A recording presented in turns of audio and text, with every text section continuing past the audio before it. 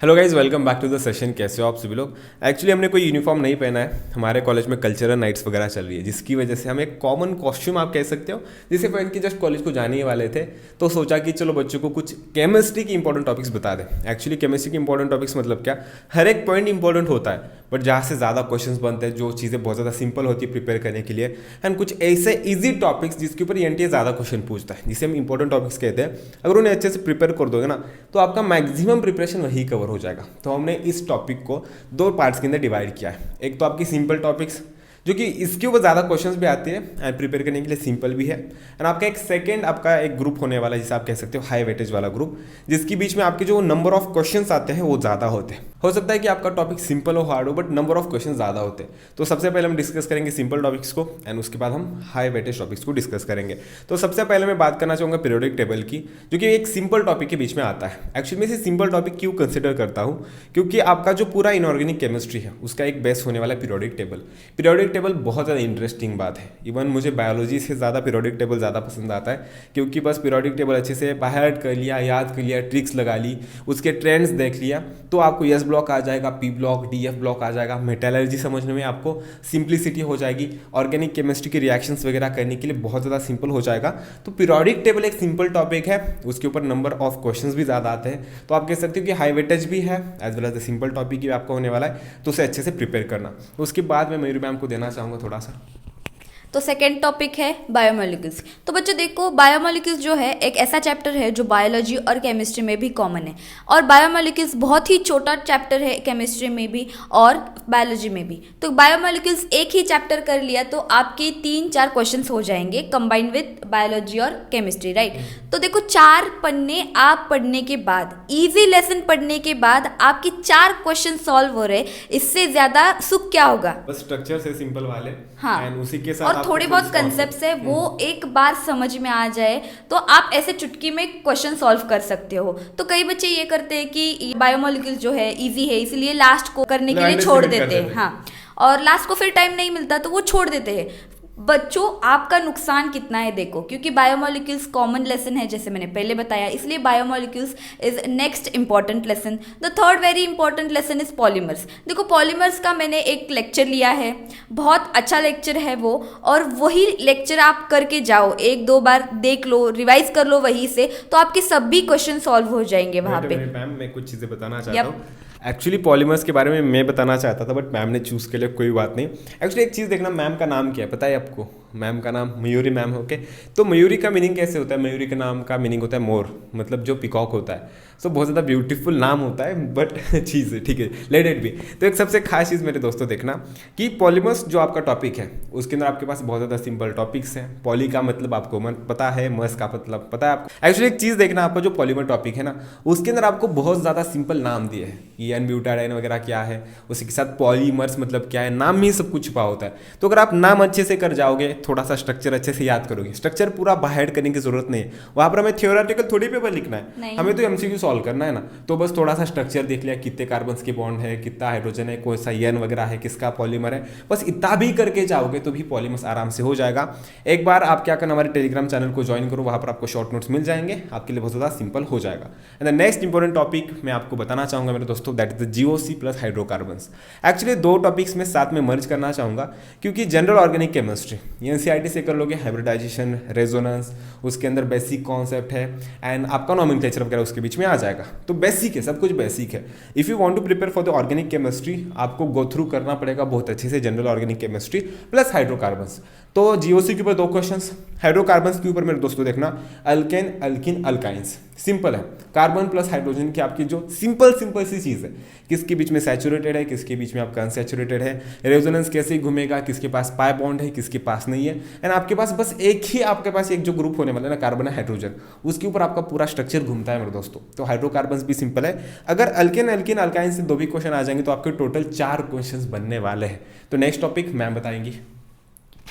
So next important topic is chemistry in everyday life. तो अगर topic के के नाम में ही है कि केमिस्ट्री इन एवरीडे लाइफ। तो टॉपिक में क्या होगा, चैप्टर में इन डिटेल दिए हुए जो चीज़ें हैं वो होंगी जो हम डेली लाइफ में यूज़ करते हैं। केमिस्ट्री हम डेली लाइफ में कैसे यूज़ करते हैं, कहाँ कहाँ पे यूज़ कर सकते हैं, तो आप वो लेसन पढ़ते हुए आराम से रिलेट कर सकते हो कि ये चीज़ कौन सी है, ये हम डेली यूज़ करते हैं, तो आपको वो लेसन ईजी ग्रास्प हो जाएगा।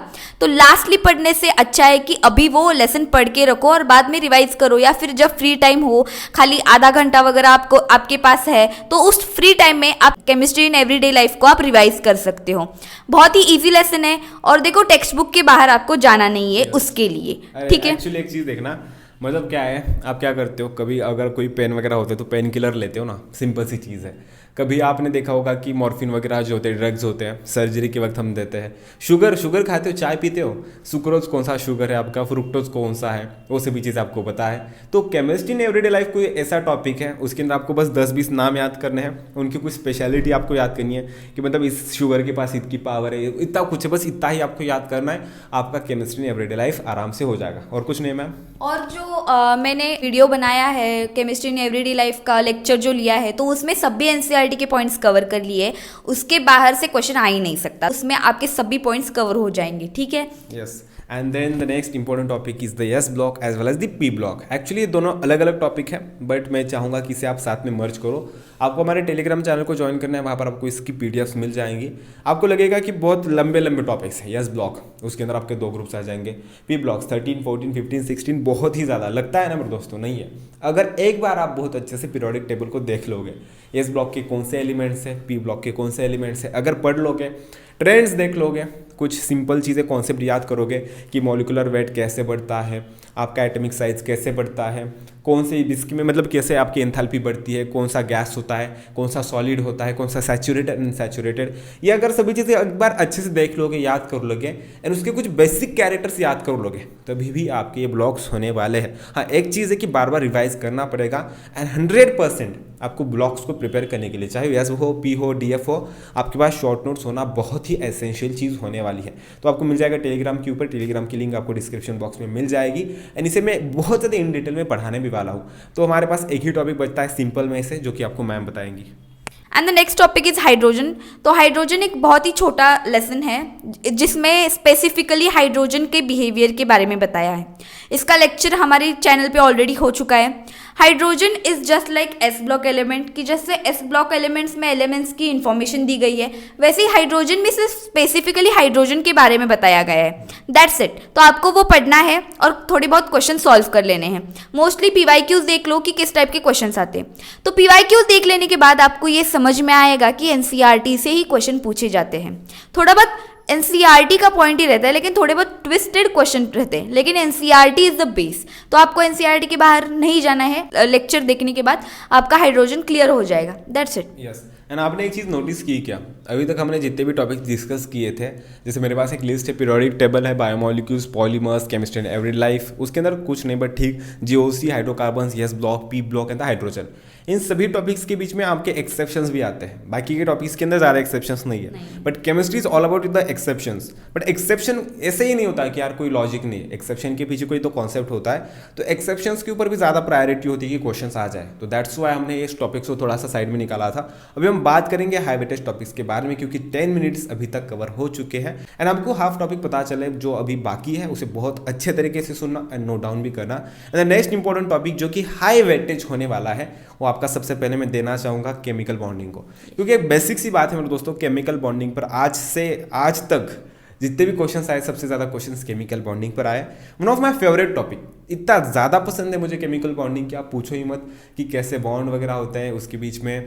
इसका बहुत ही बढ़िया चीज़ है periodic table as well as the chemical bonding. आप कह सकते हो कि एक प्यार ही है मेरा, क्योंकि सिंपल टॉपिक्स है, कॉन्सेप्चुअल है, केमिस्ट्री में पढ़ने लायक है मेरे दोस्तों। मतलब कि ऐसी चीज़ होती है ना जिसे हम देख के हाँ ये मेरे लिए बना है, ठीक है, ऐसे आप कह सकते हो। तो बहुत सिंपल है, वेटेजफुल है। ये जो लेसन है वो बेस है बाकी के सभी एलिमेंट्स का जो लेसन है एस ब्लॉक पी ब्लॉक, तो उसके लिए ये बेस है केमिकल बॉन्डिंग वाला। सही बात है। एंड आपका एक सबसे खास चीज़ और बता दूं मैं दोस्तों, कि अगर आप इसे अच्छे से एक बार प्रिपेयर कर लोगे एनसीईआरटी से, एंड अगर उसके शॉर्ट नोट्स बना लोगे, एंड प्लीज़ इस टॉपिक के लिए अपने टीचर के नोट्स फॉलो करना, क्योंकि एज मैंने नोटिस किया है 90% ऐसे चांसेस होते हैं कि आपके टीचर के नोट्स के बाहर आपका क्वेश्चन नहीं बनता है केमिकल बॉन्डिंग से। द नेक्स्ट इंपॉर्टेंट टॉपिक मैं आपको कहना चाहूँगा that is the coordination compound. आपको इसके बारे में ज़्यादा बताने की जरूरत नहीं, आप जानते हो टॉपिक के अंदर क्या है कैसा है। इसके अंदर कभी कभार ज़्यादा क्वेश्चन पूछे जाते हैं, कभी कभार एक आध भी क्वेश्चन आ सकता है, बट जो क्वेश्चन आता है ना वो बहुत ज़्यादा सिंपल टाइप का होता है। तो इसकी वजह से मैंने इसे हाई वेटेज के अंदर डाला था, बट स्टिल आप इसे बहुत ही बढ़िया तरीके से प्रिपेयर कर सकते हो।